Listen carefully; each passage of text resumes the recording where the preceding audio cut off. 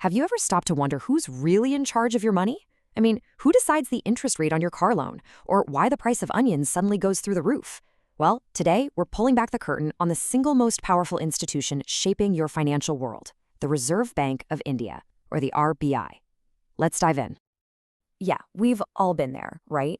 You're trying to plan your monthly budget, and suddenly there's news about interest rates going up again. It can feel like you're just along for the ride on some crazy economic roller coaster. But what if I told you there's a method to the madness? See, it's not random. There's this huge, complex system working in the background, all managed by one powerful institution. Its job is to keep the entire Indian economy on a steady course. And understanding how it works, well, that's the key to really understanding your own money. Okay, so let's get right to it. That institution is, of course, the Reserve Bank of India.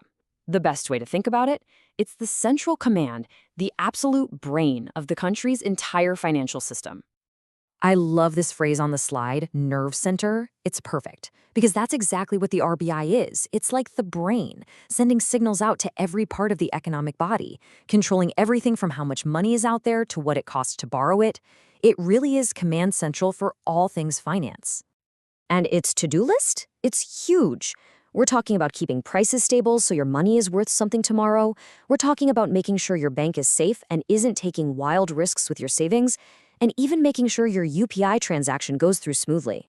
The RBI is the silent guardian of our whole financial ecosystem.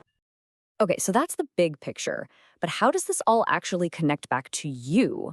Let's break down how the RBI has a direct impact on the cash in your pocket and the money in your bank account. First things first, take a look at any rupee note you have. See that? It comes straight from the RBI. With the tiny exception of the one rupee note, the RBI has the sole exclusive right to issue all the currency in the country. That's a fundamental and massive responsibility. And it's so much more than just hitting print on a machine. The RBI manages the whole life cycle of our cash. It makes sure there are enough tens, hundreds, and 500s to go around. It pulls old, worn-out notes out of circulation, and it's constantly working on new security features to stay one step ahead of counterfeiters. Now, this is a cool concept. The RBI is basically the bank for your bank. You know how you have a savings account with, say, SBI or HDFC? Well, SBI and HDFC have accounts with the RBI. And if any bank ever gets into serious trouble and needs cash urgently, the RBI steps in as the lender of last resort. This is what prevents panic and keeps the whole system from collapsing. And this right here, this is why you can sleep at night knowing your savings are safe. The RBI is the ultimate watchdog. It decides who gets to open a bank, it inspects them regularly, sets the rules of the game, and will come down hard on anyone who breaks them. It is the ultimate protector of you, the depositor. So the RBI manages your money, and it manages your bank's money. But it's got one other huge client, the government of India. That's right, the government needs a bank, too. The RBI handles all the government's financial transactions, collecting taxes, making payments, managing massive amounts of public debt. It's like being the personal banker for an entire nation. Okay, now we get to the main event. This is the RBI's most critical, most powerful role, and it's where its decisions really hit home for every single one of us. We're talking about steering the entire Indian economy. The RBI's main weapon for this is something called monetary policy, and you can think of it as this constant, high-stakes balancing act. On one side, they have to keep prices stable. That's inflation. On the other, they need to make sure money is flowing so that the economy can grow. Too much one way or the other, and things go wrong. So how in the world do they pull off this balancing act? Well, they've got a whole set of powerful tools. You can see some of the big ones here, things like CRR and SLR, which basically tell banks how much money they have to keep locked away. And then there's the big one, the headliner, the repo rate. This one directly messes with your loan interest rates. So let's do it. Let's pop open that toolkit and take a closer look. How do these instruments actually work to manage the economy and, more importantly, your money? Let's start with those reserve ratios, CRR and SLR. It's pretty simple, actually. When you deposit money in a bank, the bank can't just go and lend out every single rupee. The RBI says, hold on. A certain percentage, the CRR, you have to park with me, just for safety. And another chunk, the SLR, you have to keep with yourself in super safe things like gold or government bonds. Together, these two control how much firepower banks have to lend out. And this quote here just nails it. A while back, when these ratios were super high, an expert committee basically called it a tax on banks. Why?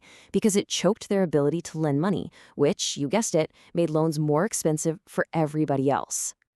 But for the real day-to-day fine-tuning of the economy, the RBI's favorite tool is something called the LAF. The best way to think about the LAF is like an economic thermostat. The RBI can use it to inject a little heat or cool things down with surgical precision. And that thermostat has two main settings you've definitely heard of, repo and reverse repo. It all comes down to the direction the money is flowing. In a repo transaction, the RBI gives a short-term loan to banks. The interest rate they charge is the famous repo rate. A reverse repo is just the opposite. The RBI borrows money from the banks to suck cash out of the system. And boom, here it is. This is the slide that connects all those complicated headlines directly to your wallet. Let's walk through it. 1. The RBI raises the repo rate. 2. This means it just got more expensive for your bank to borrow money.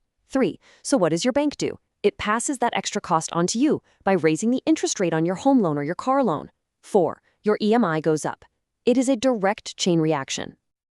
And that's the whole point. That's the staggering power of the RBI. By just nudging one single interest rate up or down, it can set off a ripple effect that changes the cost of borrowing for hundreds of millions of people and businesses across the entire country. So you see, at the end of the day, the RBI is walking this incredibly difficult tightrope every single day. If they raise rates too much to fight inflation, they risk slowing down the economy. If they cut rates to boost growth, they risk letting inflation get out of control.